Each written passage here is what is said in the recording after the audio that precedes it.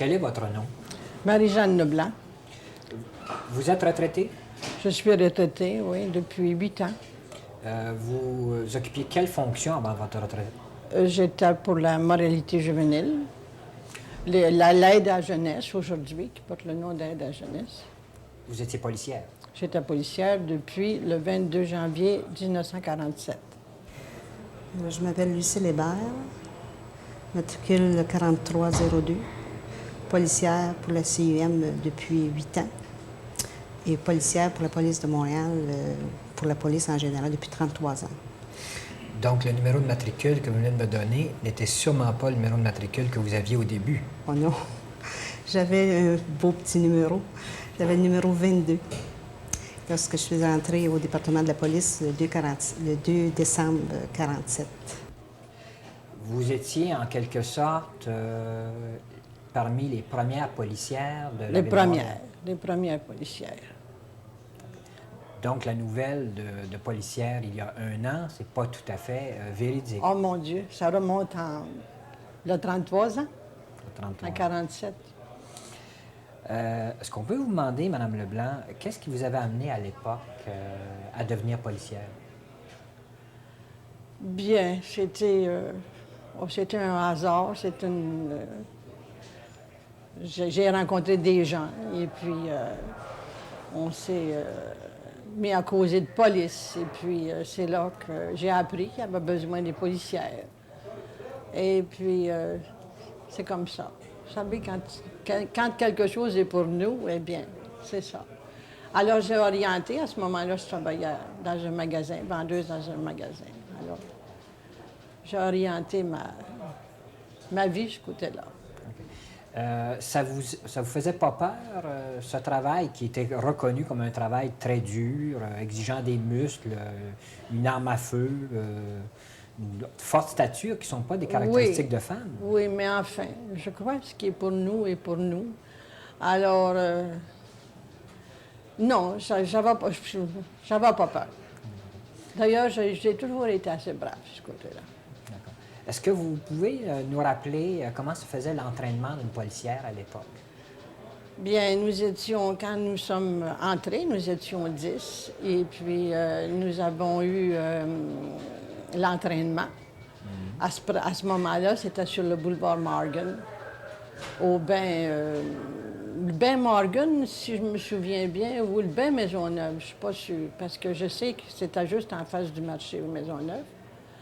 Et puis, c'est là qu'on a eu toute l'école, toute l'instruction, enfin, le criminel,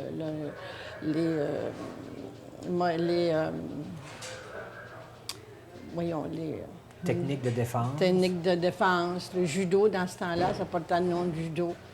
À présent, on avait des instructeurs pour tous les règlements municipaux, provinciaux. Et puis, nous avions des exercices militaires, la natation, tout ce que c'est que pour être... C'était le même entraînement que pour un homme? Oui, mais excepté qu'il y avait des...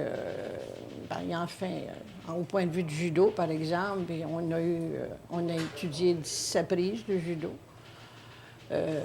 Et puis, les hommes, bien, c'était plus long que nous, par exemple. Parce que c'était à peu près une trentaine de jours. Du 22 nous avons été assermentés le 6 de mars. Du 22 janvier au 6 de mars, c'était l'entraînement. Quand je suis rentrée, j'ai trouvé ça un peu dur parce qu'on allait des fois remplacer les matrones comme gardiennes les fins de semaine.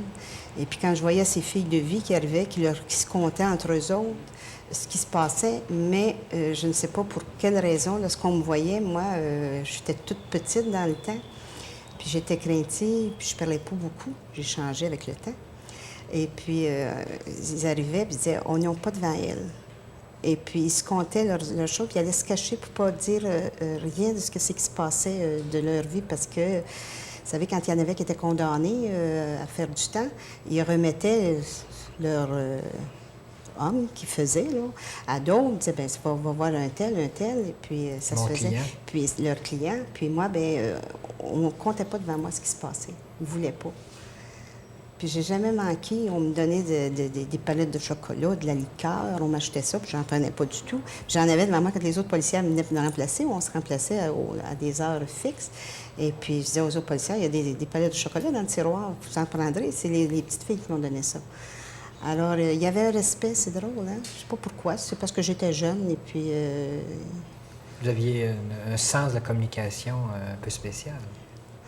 Je ne sais pas si j'avais le sens de communication spéciale, mais j'avais d'ailleurs avec les jeunes filles, même si c'était des détenus, il faut avoir une approche puis leur parler avec douceur. Il y en avait des fois qui venaient et disaient « Est-ce que je peux téléphoner? » Puis il y avait une heure dans laquelle ils ne pouvaient pas téléphoner à l'extérieur pour des raisons...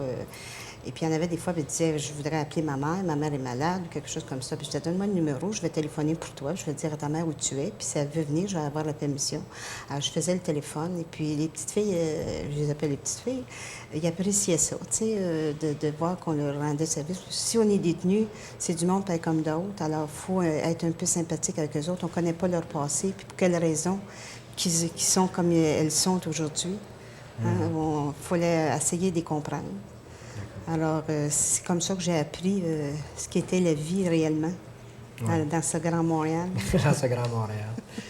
Vous avez évoqué votre métier, vous remplaciez des matrones, finalement, occasionnellement. Occasionnellement. Mais parlez-nous donc les divers aspects de votre travail à la section jeunesse. Ça ne s'appelait pas la section jeunesse, ça s'appelait... ça a été le bureau préventif, la moralité juvénile pour commencer. Après ça, ça a été le bureau préventif. Après ça, ça a changé pour section de la jeunesse, bureau de la jeunesse. Et puis après ça, ça a été les relations communautaires. Et puis depuis dernièrement, police jeunesse.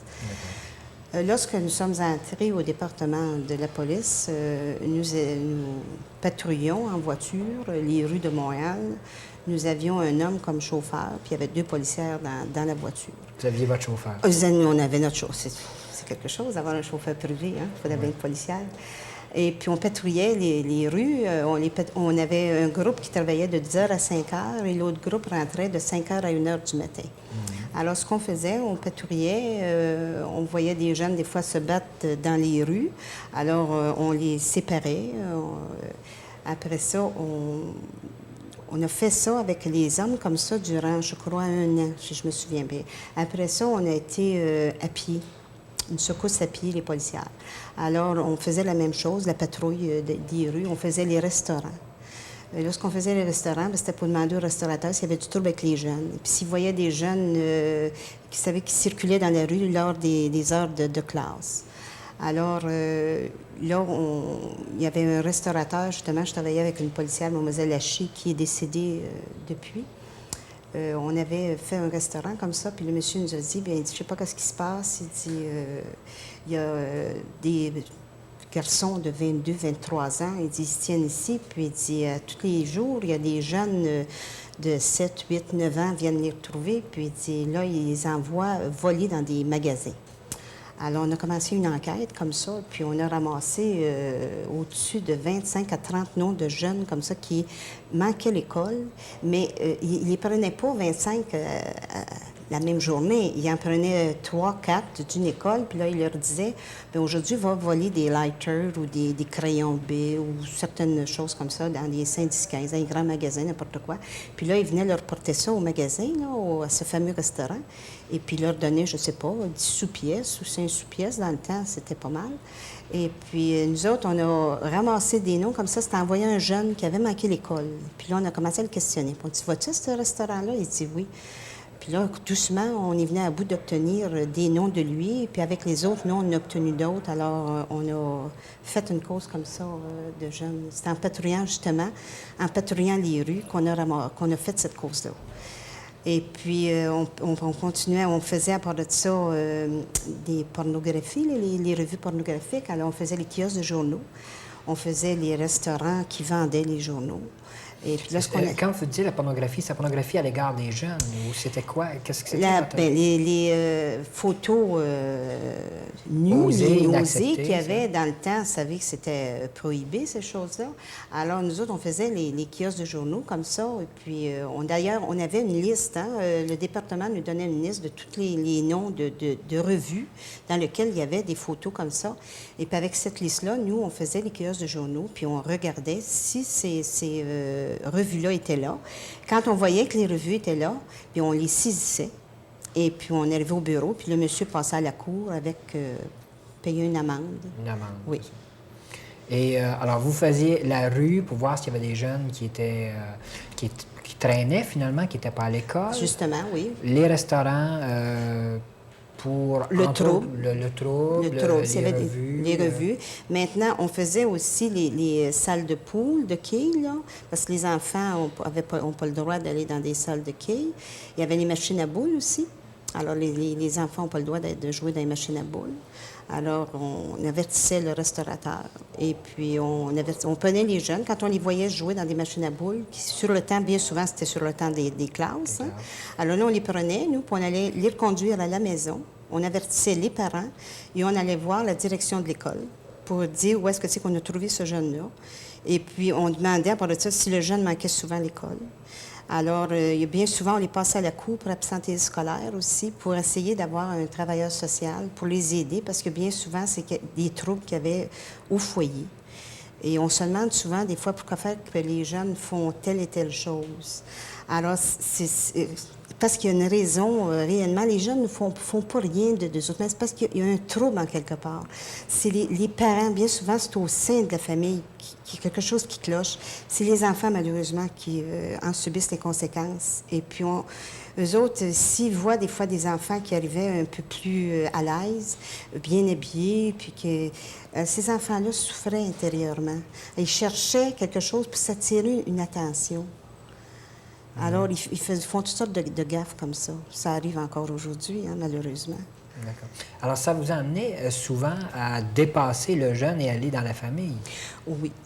Toutes les fois qu'on arrête un jeune ou qu'on parle avec un jeune sur la rue, on va automatiquement dans les familles. D'ailleurs, si on a un jeune homme qu'on arrête, pour une raison ou pour une autre, il faut toujours aller voir les parents. Il faut toujours aller voir la famille. Et puis c'est de là qu'on voit des fois soit que sa mère prend un verre, le père ne travaille pas, sur le bien-être social. Il y a un manque à quelque part, les enfants sont maltraités, il manque de nourriture.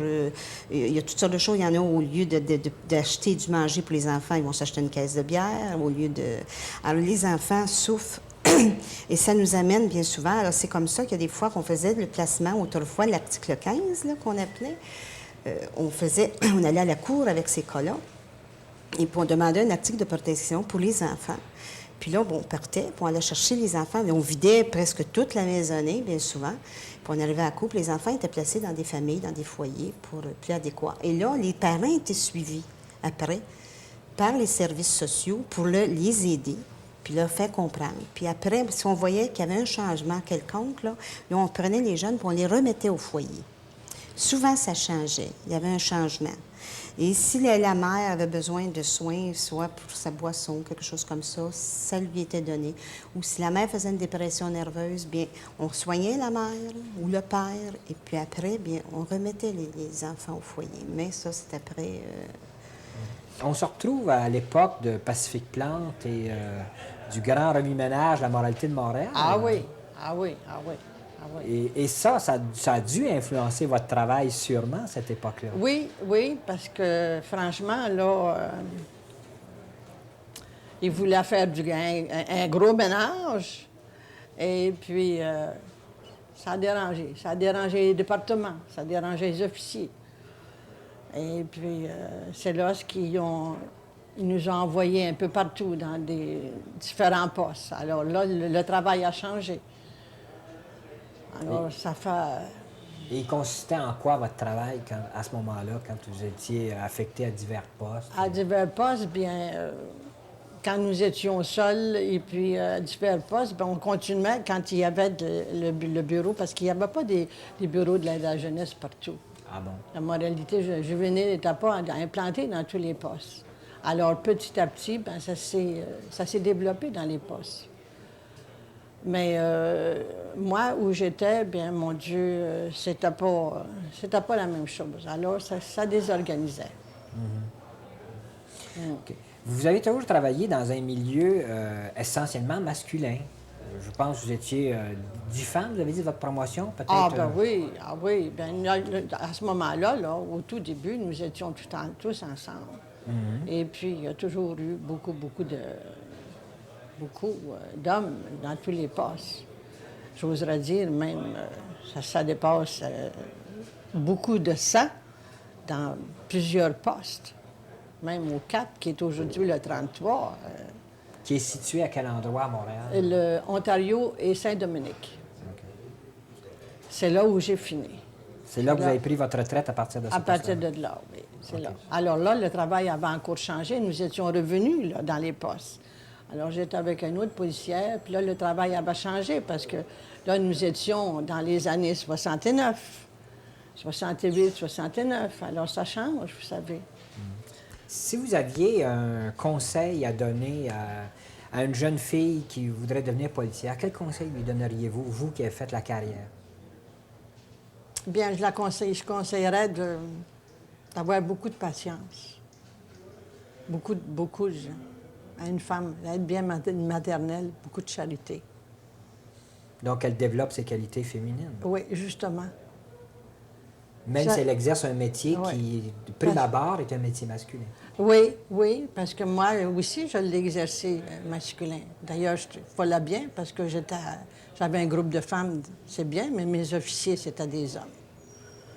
Alors, et puis, je leur souhaiterais de percer plus que nous encore, parce que nous, ça a été dur pour s'implanter dans la vie du policier.